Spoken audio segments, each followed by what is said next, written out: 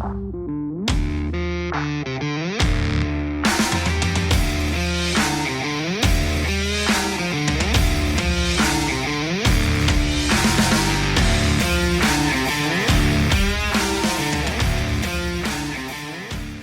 guys, it's Junior. Welcome back to Horsepower Warehouse. We have some exciting new vehicles that have entered inventory, but before we jump into that, today I just want to show you what's going on the shop side. We're going to change it up. Usually I show you the new inventory first and then we go through the shop, but today we're going to switch things around.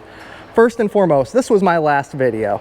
This is the Survivor benchmark car, okay?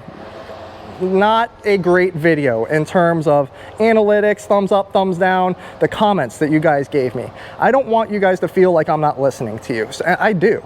And in fact, a lot of NCRS experts or even Bloomington experts, who I'm not going to identify because I didn't get permission to use names, contacted me and said, Junior, you really need to reconsider because this car is one of 344 cars to ever reach a bow tie status. So I'm going to leave a link in the bottom in the description about what exactly a bow tie car is. I knew about Survivor and I knew about, Benchmark.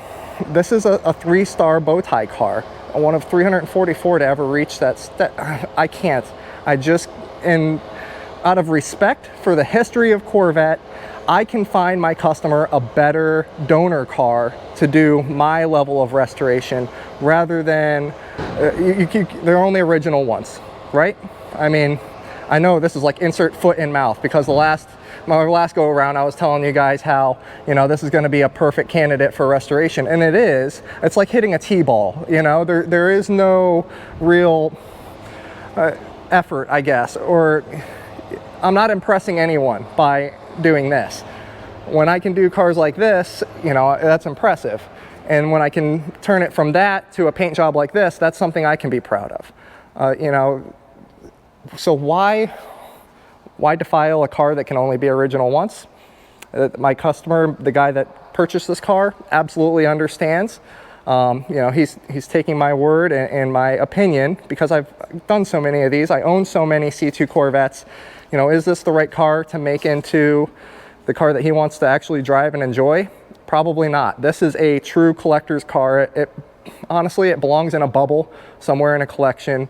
I'm sure the guy that owns this car will have a driver C2 and then he'll have this. This is a car that needs to be preserved because it's a bow tie for that reason alone. 63, I've pretty much got the bottom completely stripped. I'm working on wheel wells right now. We've actually spent more time on the chassis this week for that car than we did the body. You can see my 66 here, fresh from paint. Let me show you guys door gaps because I'm pretty proud of this. Now these are fiberglass cars. The door was produced separate from the car. It's in a different mold. It's not like everything was produced together. So to get door lines like this, and I'll show you the other side just so you guys know, to get gaps like that, it takes a lot of work, guys. Beautiful. I'm really, really happy with how this car came out. This is kind of the standard that I set for gaps. My paint quality is on par, but I really kind of critique my painter. That's why it takes so long. This car is going to be every bit of 3 months at the painter, if not more. My Nassau 66, the customer's Nassau 66 is still at paint, and we're approaching, I think, 4 months now. But I'm in no position to rush my guys. I want perfection. 67 Marlboro car. I've almost got the engine bay completely back together on this one. Interior still gutted, doing carpet and just a refresh of the interior. So that one is coming along. Trophy blue 66 427 hiding underneath the California car cover here. This one is poised to go into service. I've got a parts lot ordered for this. Just little things. It honestly didn't need much, but I'm super picky, so I could find something with anything. The 65 here, we have the hood off. It had a small chip in the hood, so we're just going to have the entire hood corrected. The rest of the paint is really, really nice on this car. We probably won't even have to wet sand and buff it. You can see it has aftermarket AC and the wrong fuel lines and the silly spark plug wires. We're gonna do something about that. I'm not gonna make this into a full restoration. I'm just gonna put it one step closer to where I feel it needs to be, then we'll put it up for sale. 65 black car. You can see we've got all of sound deadening, the entire car pretty much. The sound deadening, the thermal insulation goes on top of that. So that one is coming together. We'll be working on interior this next upcoming week. 67, 427, 435 horse. Check out the paint on the hood. I'm sorry about it being dusty, but I'm so happy with how this is coming out. This car is going to be absolutely incredible. But why do I build cars the way I do? Let me just explain to you guys something. When I was 5 years old, when I was just a little boy, my dad bought me models, right? The typical Walmart car models. And then one year he got me a special model. It was, so 5-year-old little junior gets a Franklin Mint model. Now, the Franklin Mint model, I could tell, even at 5 years old, we have a superior product on our hands, guys. I was so impressed with this Franklin Mint that I did a little bit of research. You know, that's what kind of sparked the fire. And how do you do things better? Why is A better than B? Why is a Franklin Mint so much better than the typical Walmart models I've been playing with? Well, you know, my father explained to me, someone spent more time, more effort, they went the next step, you know, and that transfers over to full-size cars 100%. You can do partial restorations, you can do good enough rebuilds, or you can do something that you're truly proud of. When I build a car, it's something that I want future generations to be able to enjoy. By the way, if you guys really want to help me out, don't click the subscribe, don't click the like. Take a kid to a car show. If that's not available, take them out in the garage and teach them about a car. That's how you light the fire in the next generation of upcoming car enthusiasts. Share your knowledge with a kid. You want to do me a favor personally, that's where it's at. A like and a subscribe wouldn't hurt. But first, take the kid to the car show, guys. Come on. My little boy, he's 9 years old. He wants nothing to do but rebuild Corvettes with me. And I'm so proud to be able to share my knowledge with him. I hope he can go to a car show when he's like 12 years old and blow some of these other guys out of the water with his knowledge, you know. But let's take a look at, first and foremost, Ford Super Deluxe convertible. What a really, really classy combination.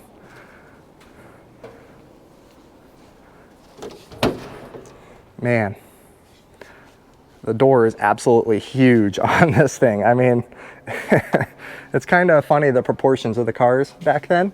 You know, how tall the roof is. You have so much headroom in this car. It's unreal. You know, I love the wood accents, and man, what a classy, classy car.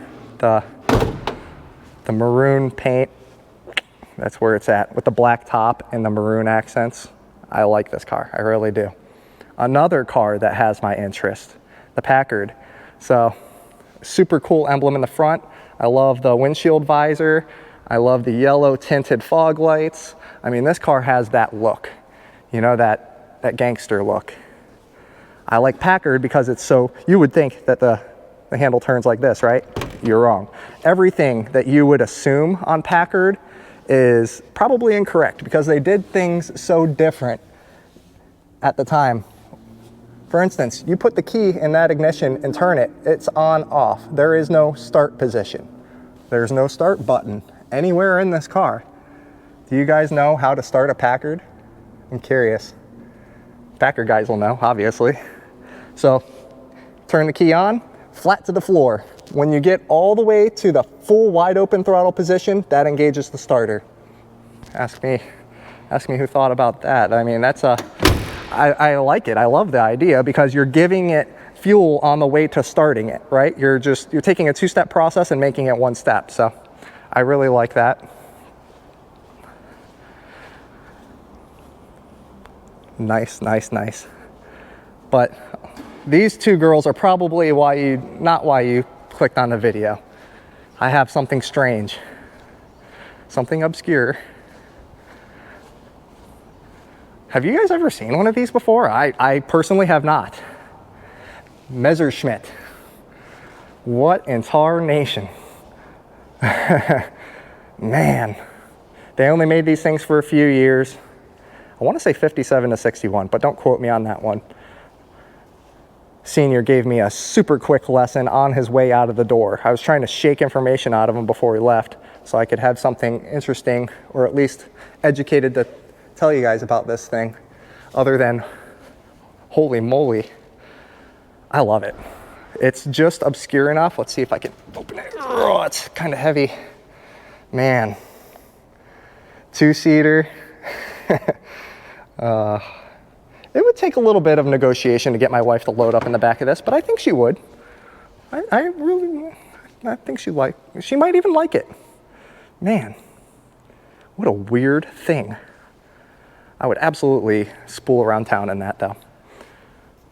But let me know down below. What do you guys think? If you had a choice to spend one night in either the Messerschmitt, the Packard, or the Ford, what would you guys choose if you had to go out on a date night? I'm kind of curious where your head is at. Me, I'm a weird duck. I want the Messerschmitt. Those would be awesome date night vehicles, but comment down below. Let me know what you guys think. Thank you guys so much for joining me. And until next time, take care.